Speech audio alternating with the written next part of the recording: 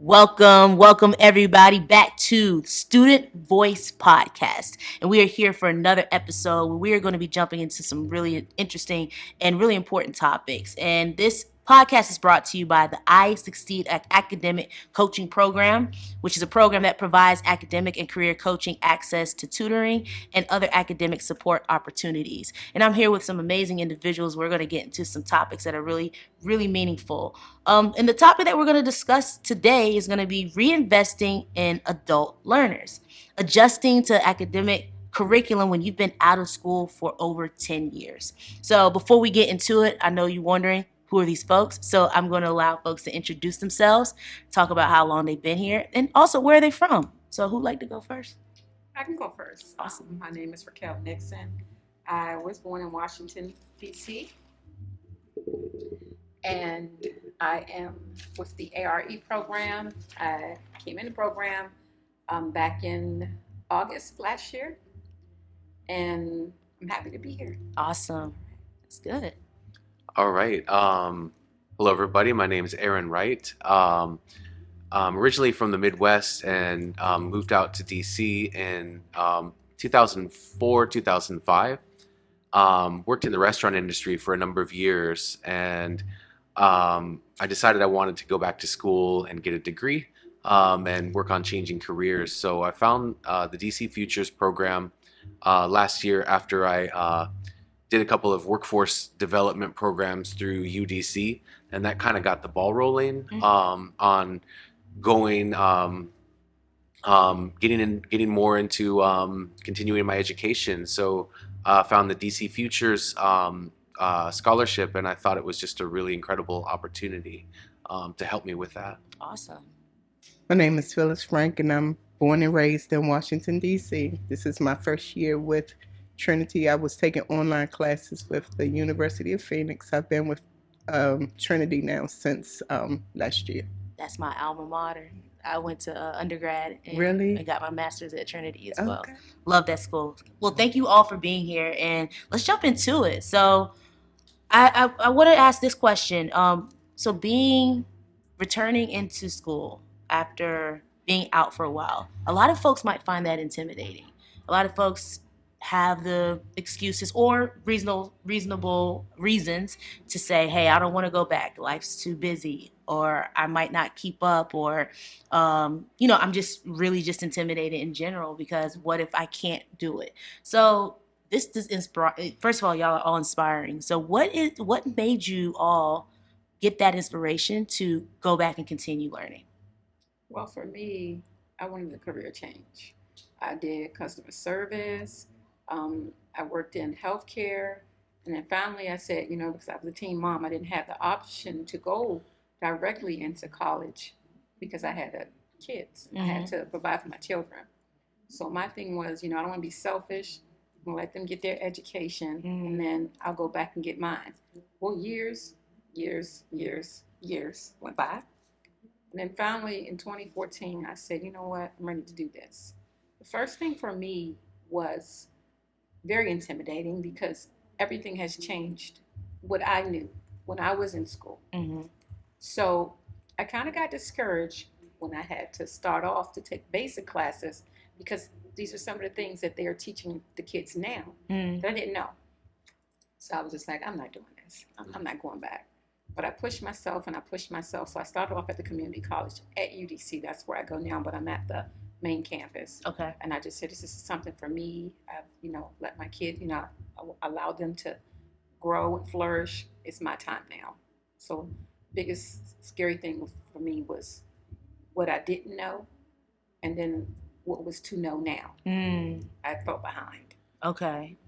Thank you for sharing that. Anyone else want to talk about that? Yeah. Well, me as well. Life happens, and so I had my children. I started in early childhood education. In fact, I've been in early childhood education over 35 years. And all of my kids are now grown, and it was a challenge during the pandemic with my youngest daughter, who was in high school, and she was getting discouraged about not wanting to go to college and not finishing. So me and her made a pact to say that if she goes back to school and get her degree, I will go with her. Wow. So now we're in a competitive type situation. Mhm. And she's in her third year, going to her third year of college. And I'm just transferred over to Trinity from University of Phoenix. And our competition is so good now. She's 1 point GPA ahead of me. So Wow, yeah, it's a good competition to it's a have. good, yeah. That is awesome. Yeah. The last podcast, the individual was saying how I asked what is their why, and they said I want to graduate before my son. So that's really interesting how that you're able to even go to school with some of your children. So that's awesome. Did you want to add to that?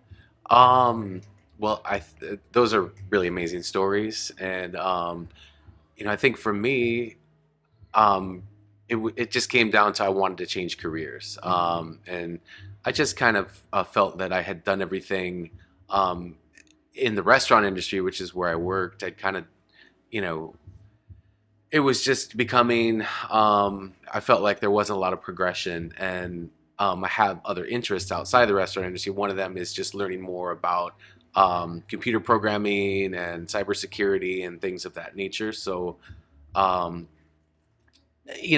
only the physical aspects to working in a restaurant as you get older, I thought, I don't know if I want to do this until I'm ready to retire. So I think it's, it makes sense to try to start to find something that's going to be a little bit more of a manageable kind of work. Maybe get weekends off. My whole life I've worked mostly nights and weekends, and missed a lot of things over the years because of the amount of work that you do in restaurants. So to me, that was another thing that kind of led me down that path. Nice.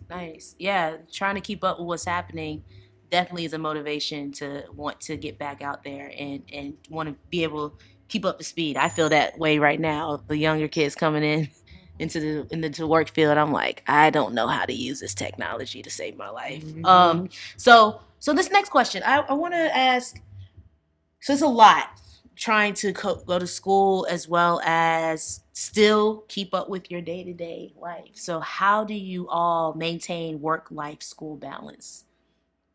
A lot of patience and a lot of prayer. Mm.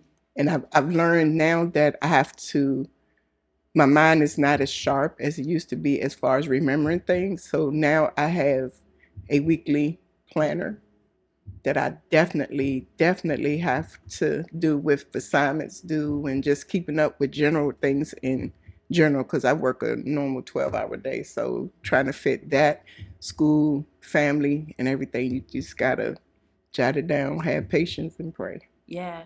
Another thing I think you said was like also having support, like, I think having that competition with your daughter. Yeah.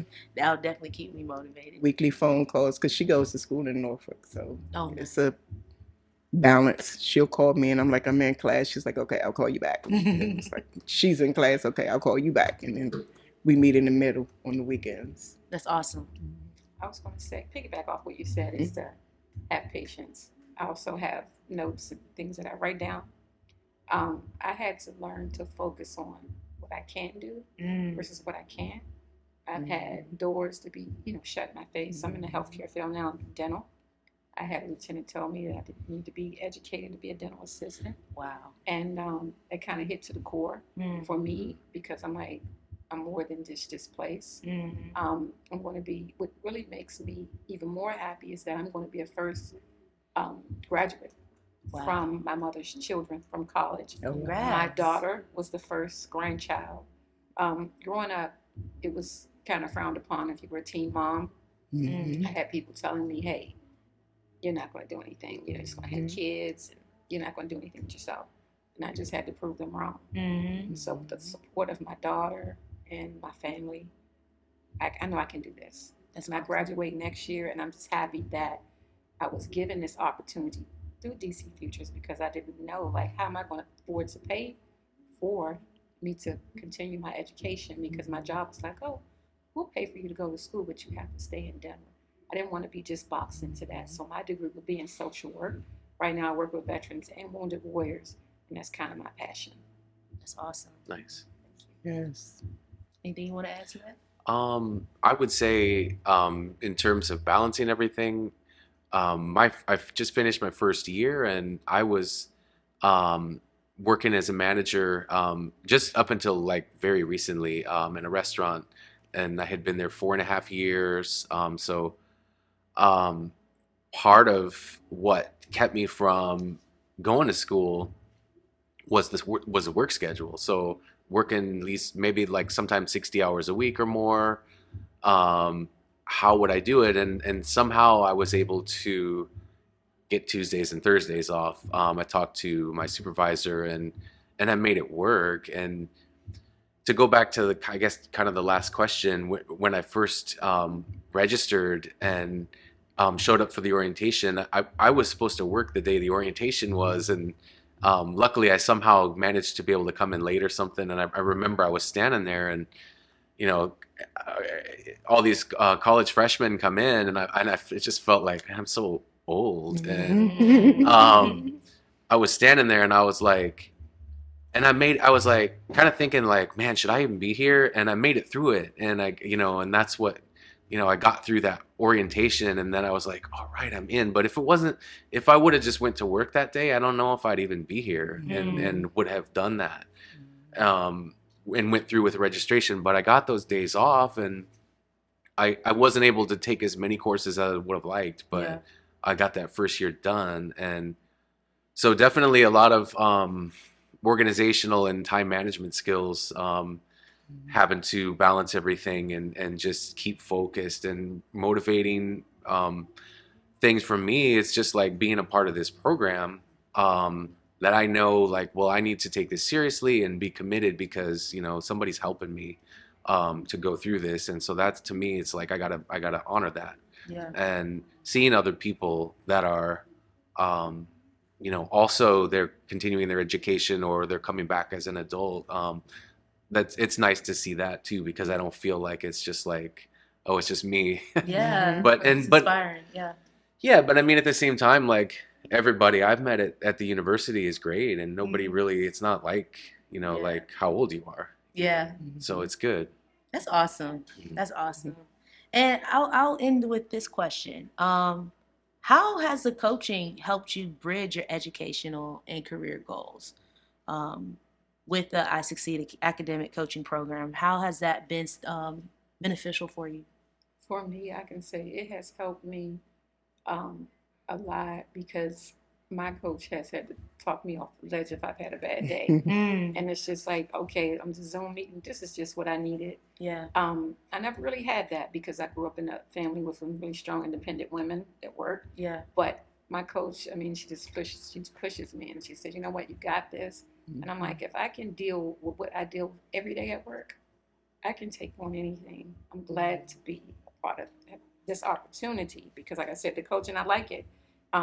Financial, how to discuss your financial goals. Yeah. And then, careers and resume, and that it just feels good. At first I felt a little bit, like a little bit timid, because younger kids, as he said, that it was shock as attack, and I'm like,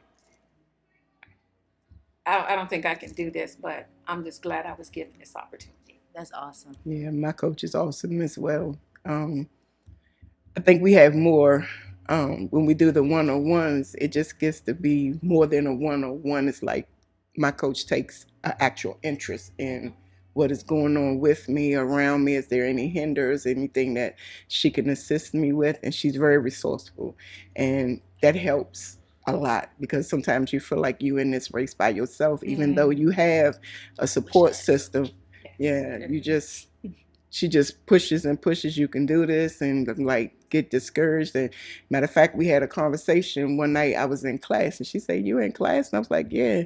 She said, "Well, no, I don't want to do the one-on-one." And I was like, "I need you to do this one-on-one now." I said, "Because this class is boring," because it was something that I had done at the previous school, and I had already knew what it was. And she's like, "No, I'm gonna give you 5 to 10 minutes." I said, "No, you can do 30. She said, "Well, how long is your class?" I said, "Till 10.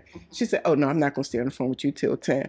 But it was just, the thought that, she was willing to say, get off the phone, do this class. But at the same token, she's like, "No, 10 minutes, that's it, that's tops. I give you credit, go ahead and do it." And then when we talk the next following Saturday, we were on the phone with like 30 or 40 minutes, and it was just, it's been a big help. That's It's awesome. been a big help. I love that. Yeah. I love that. How about you?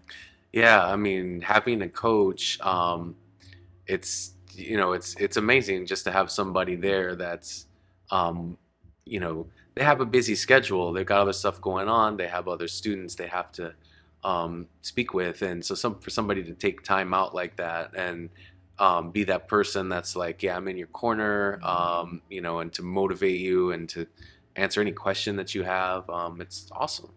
So I've really enjoyed it.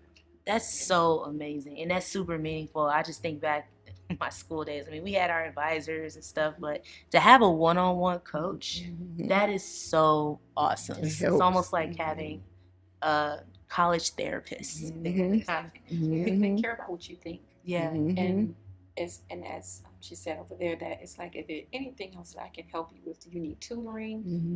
Like I had this last semester was hectic. I took research. I had one of the hardest professors ever. Oof. And I'm just not getting this. This is just not making sense. And then, like I said, she talked me off the ledge. Even like when I'm at work, we just talk about everything. But it just feels so good that you have somebody to talk to that believes in you, other than yourself. That's awesome. That's awesome. Have somebody in your corner to hold you down. Well, I appreciate you, and I tell you that, and I mean this. I have so much respect for all of y'all for getting back out there and doing what you want to do for yourself and furthering your career through education and being a part of this program. And I thank you for being here and sharing your experience, because hopefully folks that are listening could take some nuggets away from what you talked about. And hopefully also other folks can feel inspired from this conversation and know that, hey, it's never too late. Get back out there.